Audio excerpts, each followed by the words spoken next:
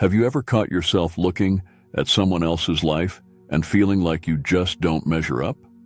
What if I told you there was a raven that felt just the same, and a wise monk who knew the secret to conquering those blues? Today, I'm going to share with you a beautiful, short, inspirational story that has the power to transform your sadness into strength.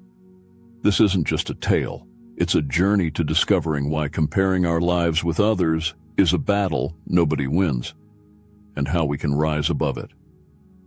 So before you let another moment of despair set in, listen to this story. It might just change the way you see your world, and if it touches your heart, I encourage you to share its wisdom. Let's unfold this tale together and find out how to overcome depression one wingbeat at a time. In a verdant valley, wrapped in the gentle whispers of the wind, there stood an ancient monastery, perched atop a serene hill. This was no ordinary place. It was a sanctuary where silence spoke volumes, and the flutter of a leaf held stories.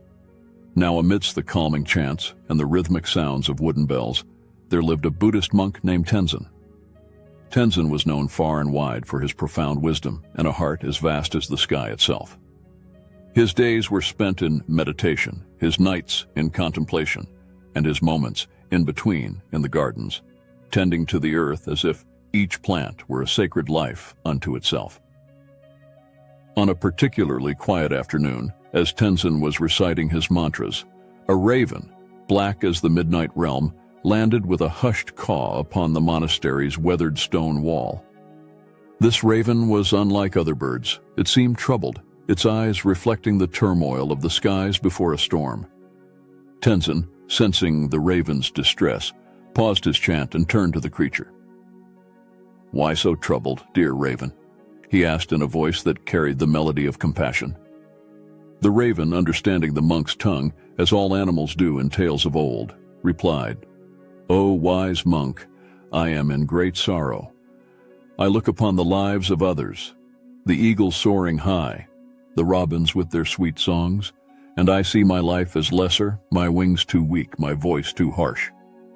Tenzin listened intently, a gentle smile gracing his lips.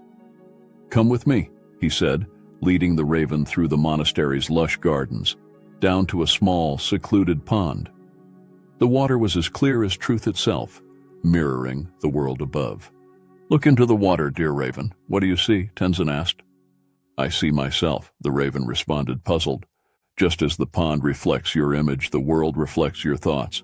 You see the flight of the eagle, but not its lonely heights. You hear the robin's song, but not its silent fears. Comparison, dear friend, steals the joy of being. The eagle and the robin have their path, and you have yours." The raven tilted its head, contemplating the monk's words. "Your wings may not carry you to the sun, and your voice may not herald the dawn, but your flight can inspire the heart, and your caw can awaken the soul.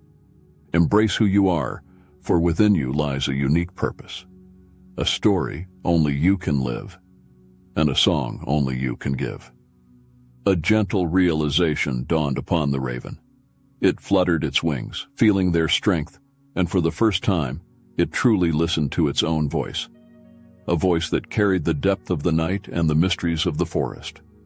From that day on, the raven no longer yearned to be an eagle or a robin. It spread its wings, took to the skies, and the other animals would stop and watch, finding beauty in its confident flight and its distinct call. And Tenzin, watching from the monastery wall, whispered to the winds, "Whenever you feel sad, remember the raven, for in its story lies the key to contentment, the wisdom to accept ourselves and the courage to be who we truly are." This tale of the raven and the monk spread across the valleys and beyond the mountains, reaching ears that needed its message most. It reminded all who heard it that comparison is the thief of joy, and in embracing our individuality, we find our truest path to happiness. So now, whenever sadness creeps into your heart, listen to the story of the raven and the monk, and remember, in the grand tapestry of life, every thread has its place, every color its grace, and every story, including yours, its own unique space. Hit subscribe and look forward to many more exciting videos.